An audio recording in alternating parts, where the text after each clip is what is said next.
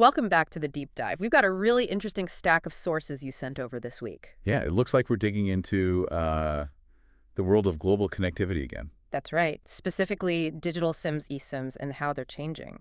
It seems like they're becoming much more than just a way to get data abroad. Exactly.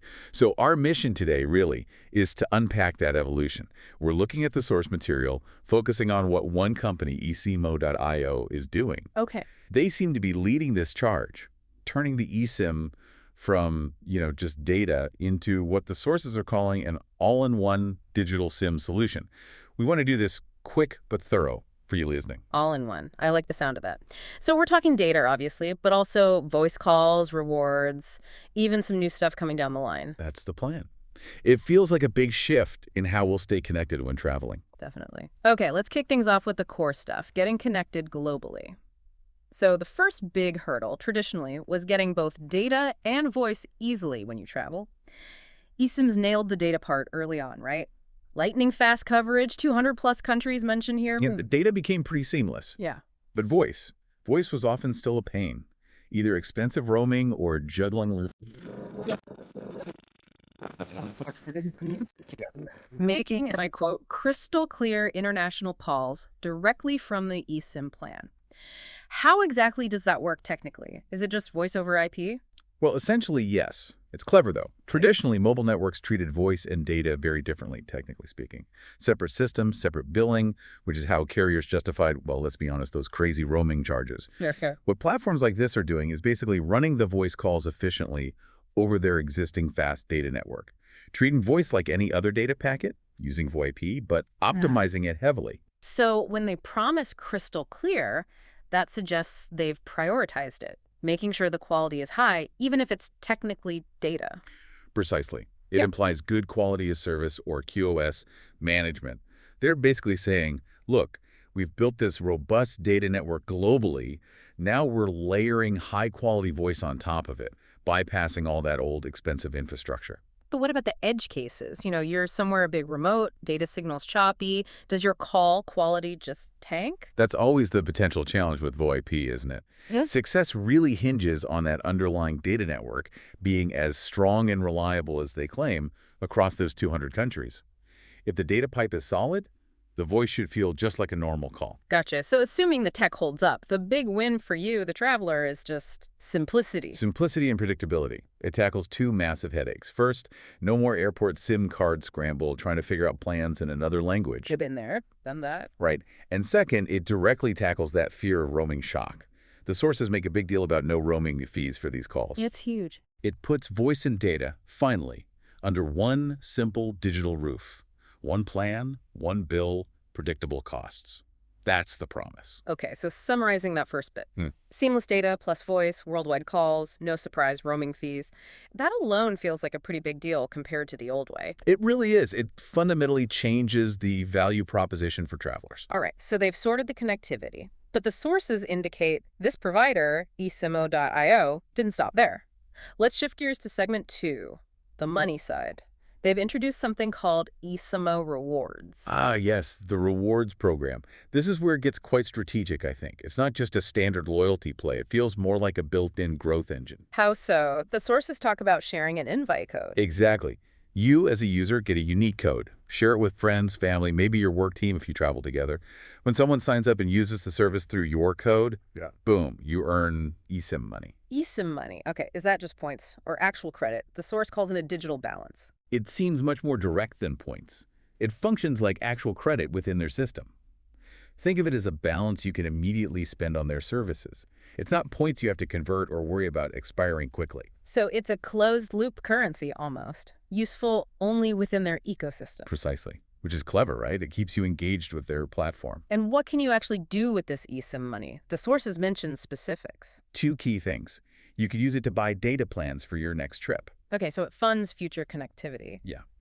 Or you can use it to pay for those international calls we were just talking about. Ah, so it covers both data and voice costs. That ties it all together nicely. It really does. It reframes the cost. Suddenly, your connectivity isn't just an expense. It can become sort of self-funding if you refer enough people. Interesting. It turns users into advocates, basically. A low-cost marketing team, in a way.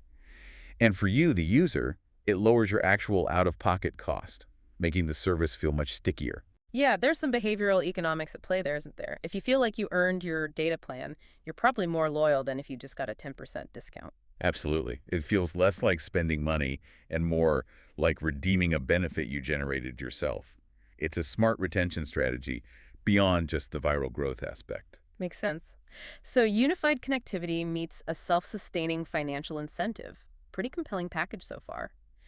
Okay, let's look ahead now. The sources also tease a coming soon feature that tackles another common travel headache, managing multiple phone numbers. Right, the second number functionality. This is aimed squarely at anyone who needs to keep, say, work and personal life separate while traveling. Or just wants privacy, maybe. Exactly. Think about it. Traditionally, if you needed two active numbers, you needed a phone with two physical SIM slots. Or worse, you carry two actual phones. A real hassle. Definitely. So how does this new feature work without needing more hardware? The sources say no second SIM, no second device. It's all virtualized. They use technology, Yeah. likely things like DID direct inward dialing tied to their app. Essentially, they assign you a virtual second number. Okay. This number lives entirely in the digital space, linked to your eSIM profile, and managed through their app. It's like an overlay on your existing service. It's tech usually found in big business phone systems, but they're bringing it down to the individual traveler level. That sounds really useful. What kind of use cases do the sources highlight for this? Several practical ones. Managing business contacts is the obvious one. Keep work calls and texts separate. Look professional with a local number, perhaps, but without giving out your personal line. Makes sense. But also for things like booking travel. When you need to give a number to a hotel, a tour operator, a rental car company, maybe you don't want to give them your main personal number that you'll have forever. Good point, especially for temporary interactions. Right.